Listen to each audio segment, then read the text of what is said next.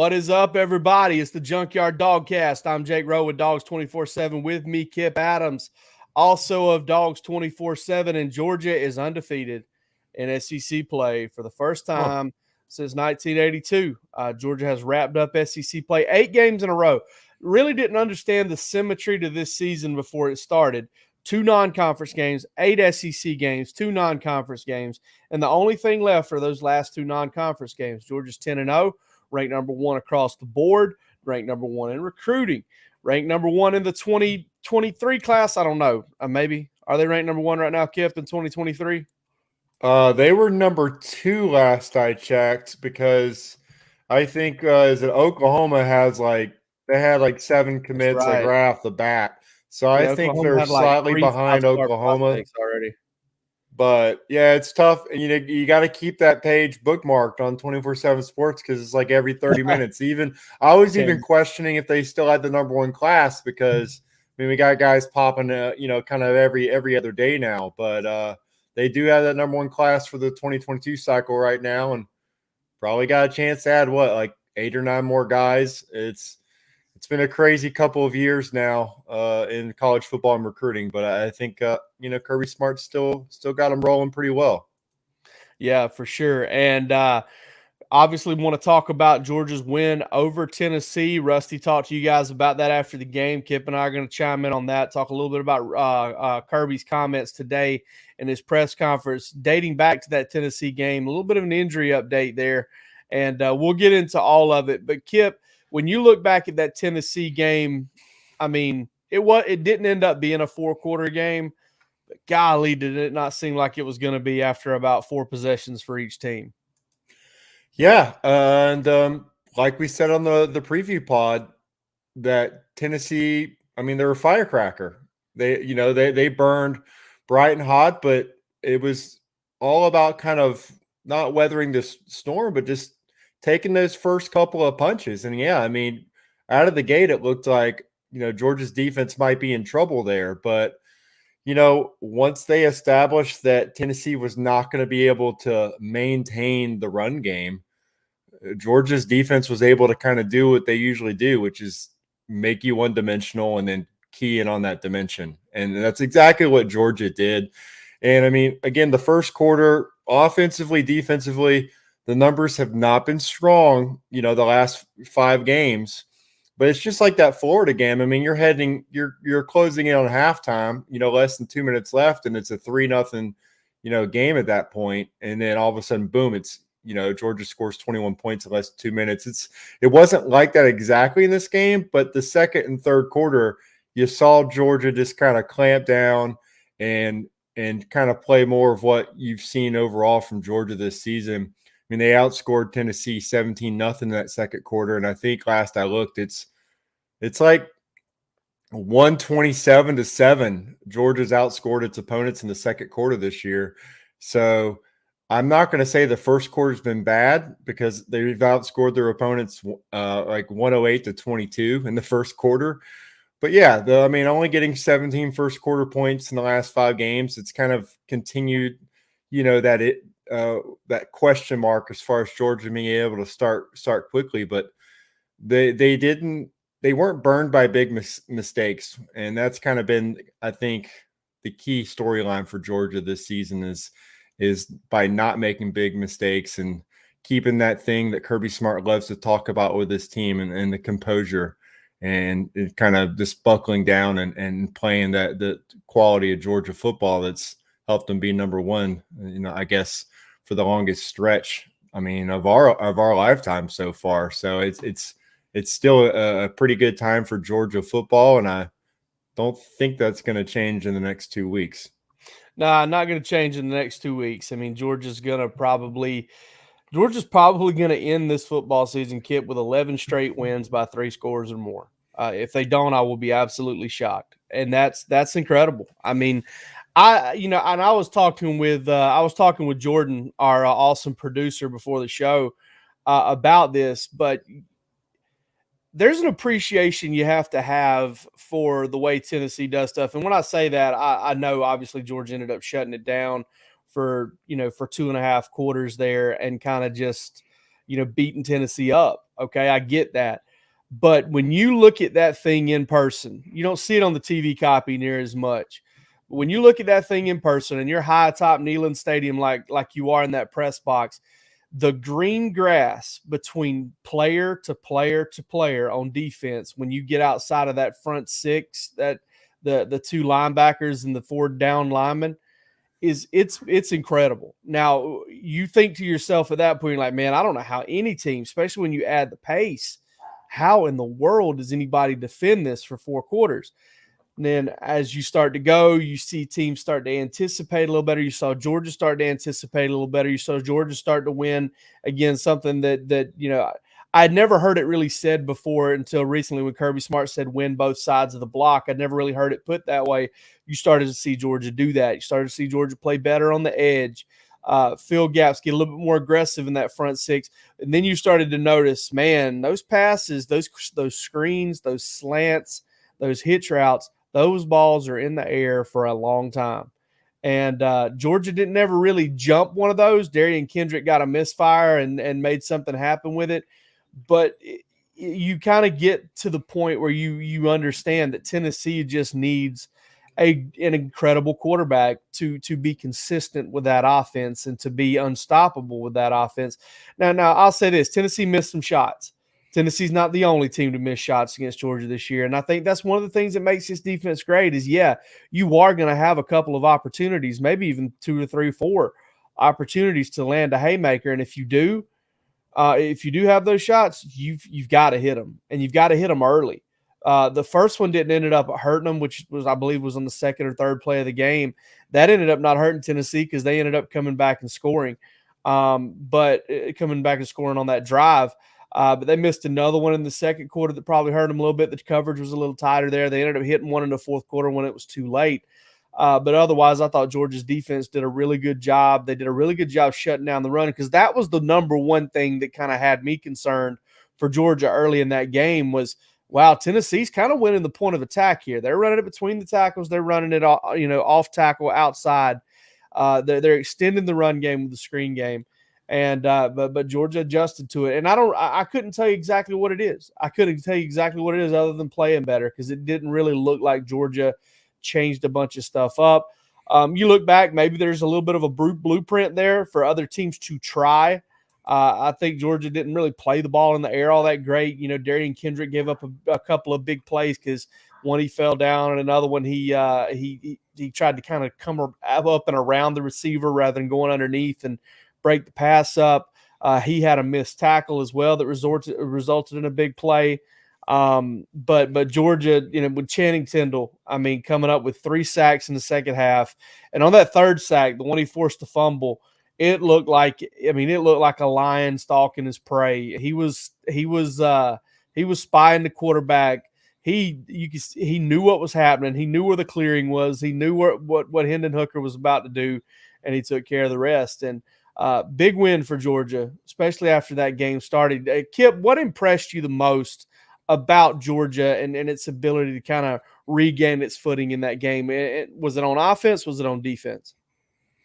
Honestly, even though Tennessee scored the most points that opponents scored against Georgia this season, crossing that 14-point threshold, I have to say I was impressed with just the ability to adapt on defense. And obviously missing a big player out there on defense in Adam Anderson, that was an aspect that I wanted to see. How are they going to get consistent pressure without him on the field, and just how are those snaps going to be divvied up? And I know it's going to be based on, what they're seeing and just different, matchups that they see on the field that they're trying to take advantage of. But increased snaps to Nolan Smith, Robert Beal out there, but then also just how they're utilizing Quay Walker and Channing Tindall. They both have seen increased play as well.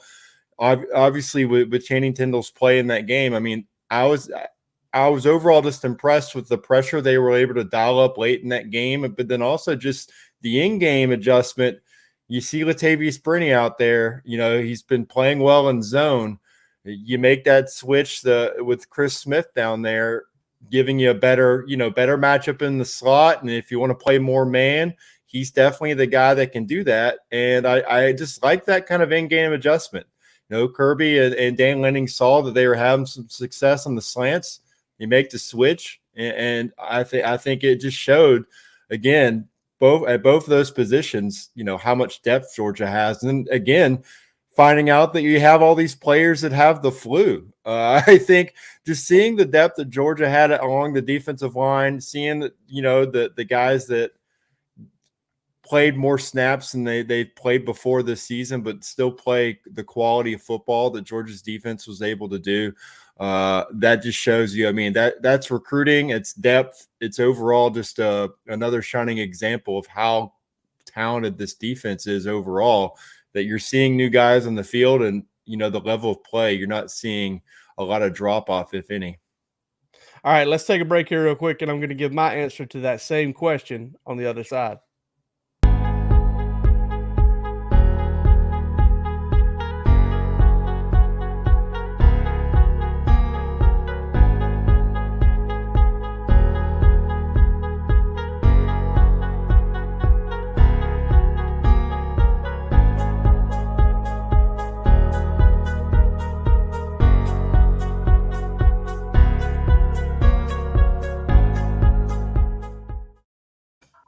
All right, my answer to that question, Kip, I got to go offense, and I got to go Stetson Bennett because, all right, I don't want to be too hard on anybody here, and I don't want to preach at anybody.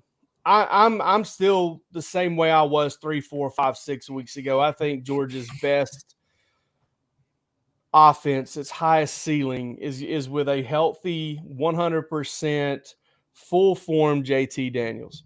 Now, I don't know if he's there yet or not. I don't get the indication that he is. Some of the stuff said in the broadcast, gives you the indication that he's not.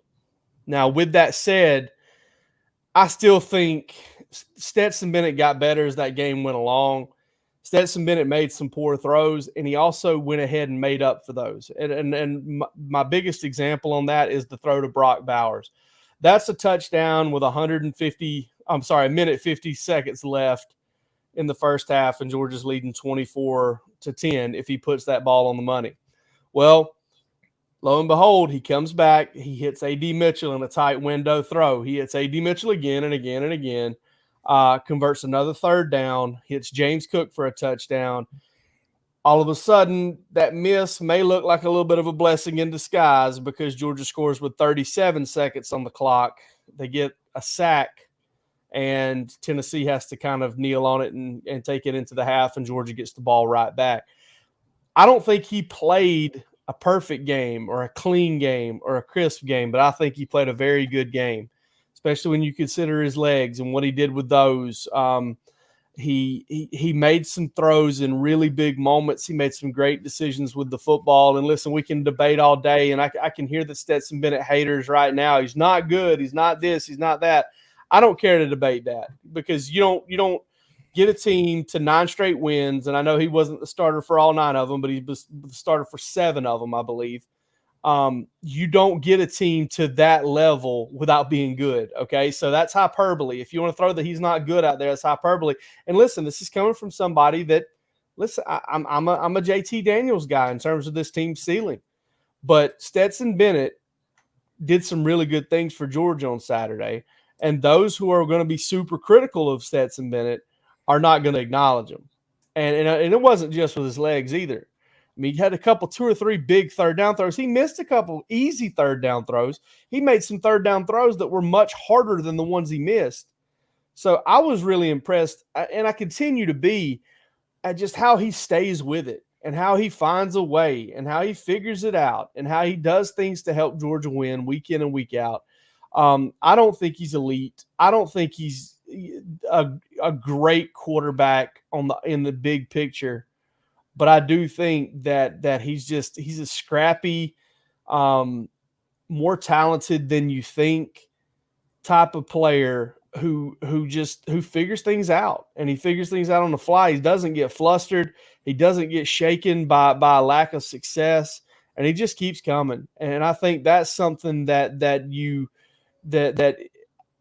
even if you're in team, even if you're one of these guys that's all you can think about, okay, you're not even productive at work anymore because all you can think about is whether or not, Stetson Bennett's good enough to lead Georgia to a national championship. I think you at least need to be able to appreciate the stick-to-itiveness and the way he just doesn't get rattled and the way he just continues to help Georgia keep finding ways to win.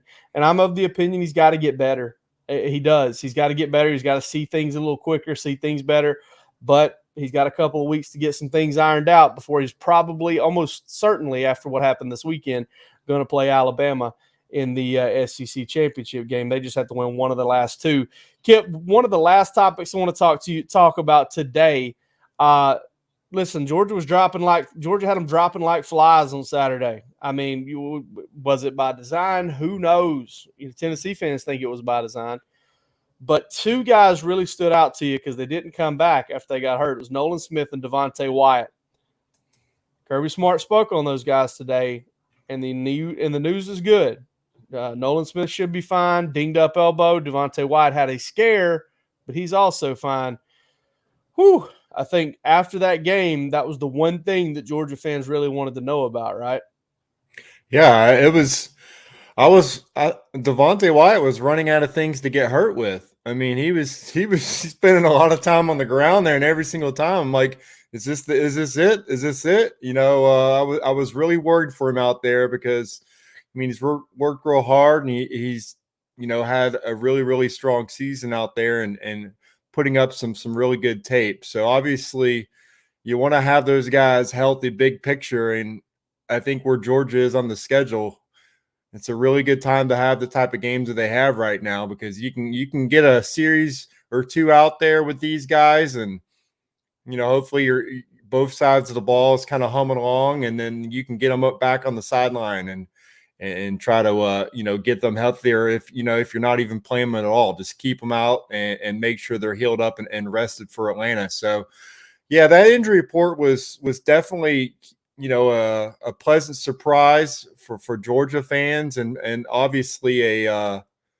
kind of a sigh of relief, because it seemed like the injuries were happening left and right. And I know that there's been some major injuries that's happened to Georgia players in Neyland Stadium. So it kind of had fans panicking and, thinking about, whether or not their players are cursed playing on that field. But they came out, pretty lucky in that regard. And it sounds like, they're getting healthier at other positions too, with Jamari Sawyer, and, Dominic Blaylock seems to be as close as you can get to getting back on the field without getting back on the field. And, you never know. Maybe George Pickens could be getting closer. That's a weekly, obviously, topic of, interest with fans as well. So this is kind of that stretch where maybe you find out how healthy some of these other guys are that haven't been on the field, at all or recently. So I think overall it's good news for Georgia. And, you look at Alabama, and you mentioned them potentially being the opponent for Georgia in the SEC championship game. That's definitely a different next couple of weeks for Alabama than it is for Georgia. I mean, they got two games where they're going to have to, go out there and earn it a little bit with Arkansas and Auburn. So I think, Georgia fans looking at those noon kickoffs, maybe some people like to play later in the game. And I think, for Kirby, for recruiting, maybe you want that to give guys a better chance to get into Athens, but finishing up that game at 3 each week and then being able to get ready for the next opponent, I don't think Kirby Smart can complain in that regard, and the players as well. I mean, they're going to have the maximum amount of time to prepare for Atlanta as possible. So I think there's a lot of things that have lined up well for Georgia right now, and it's a lot of storylines haven't really happened exactly how you thought they would. As far as obviously Stetson Bennett at quarterback was not the preseason storyline, but here we are. You're exactly where you want to be.